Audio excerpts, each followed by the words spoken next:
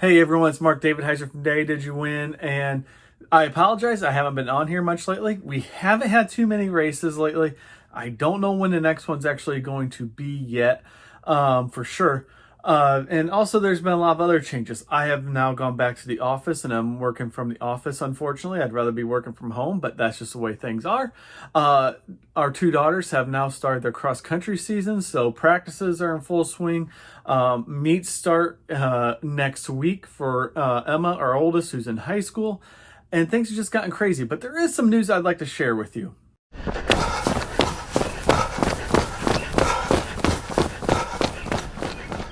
Thank you all very much once again for watching. If you could, before we get started, hit the like button, hit the subscribe button. That way you don't miss another video. I will be trying to post more often. It'll be easier when I have products to review and races to record. But until then, what I'm here to announce today is actually my next opportunity to be a pacer. I will be pacing at the Quad Cities Marathon coming up on September 26th. I will be pacing the 3:45 group, which is just a little bit over an 8:30 per mile average. So I will be doing the full marathon that day. I have been told that the first half of the course, which is predominantly where the half marathon runs, it's actually a very nice course. It's beautiful. But then the second half is not as much, and that could be a deterrent from people running the full there. And I'd say that is, it seems like every marathon that I run in, except for a select few, the second half, when you lose the half marathon group, is usually not as good as the first half. That's because the races want to show everybody the good parts, and then there's not much left for the second half of the race of the marathon. I mean, I'd even argue Chicago Marathon, great first half. I hated the second half. I thought it was terrible. I thought the course was bad. But, you know, so every course has this. But this will be my second time pacing a race. I did Air Force Marathon back in 2019 before everything shut down. And I really enjoyed that. I've been looking forward to getting another opportunity to pace. And back in late 2019, early 2020, as we were looking for races to run, Quad Cities popped up. We were ready to go run Quad Cities. I contacted them about pacing opportunities for 2020. And, you know, they put me on their list. However, no assignments were ever posted just because the pandemic then hit, and they never got to the point of needing to post or request what groups you'd like to pace. So I knew I was on the list for 2020, or I figured I might be. And then I was surprised a little while ago when I got an email saying, hey, we had you on your list for 2020. Would you be interested in pacing for 2021? And asked for paces that I felt comfortable with pacing. And so I responded back. I said, absolutely, I would love to pace this race.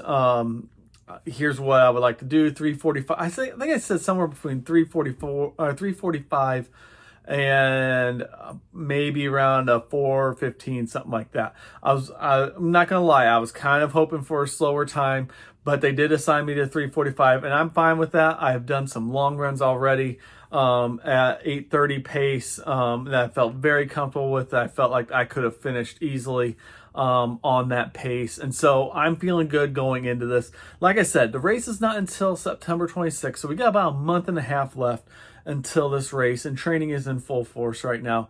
What I've been doing is I have been pacing or doing a training plan that's based off of trying to finish in 3:30 rather than 3:45. That way I just ensure that I have what it takes to finish in 3:45. Obviously, other things come into play when it comes to marathon and race day. You know, we got, obviously your weather. That really hindered me the last marathon I ran. It got really warm and it got humid. That's the big contributing factor. And some days you just don't have it. But my goal is to come into the Quad Cities Marathon ready to pace, ready to encourage other runners and help others reach their goals on race day. And, you know, like I said, sometimes it comes together for you and sometimes it doesn't. But I'm most definitely, if things start going bad, I'm most definitely going to hang on for as long as I can to get those runners to where they need to be. Generally, races like to see you finish right at that goal time or no more than a minute faster than your goal time. So they would want me to finish, I'm sure, between a 3:44:01 probably and 3:45. So that's going to be the goal. So I'm really excited about this opportunity. I'm excited to pace again. I hope to make this more frequent than just one a year or something like that. But I'm going to keep on looking at opportunities going into 2022. I do still have at least one more marathon in 2021. That is the Monumental Marathon. I run that race every year. I look forward to being back there. Milwaukee Marathon is still up in the air.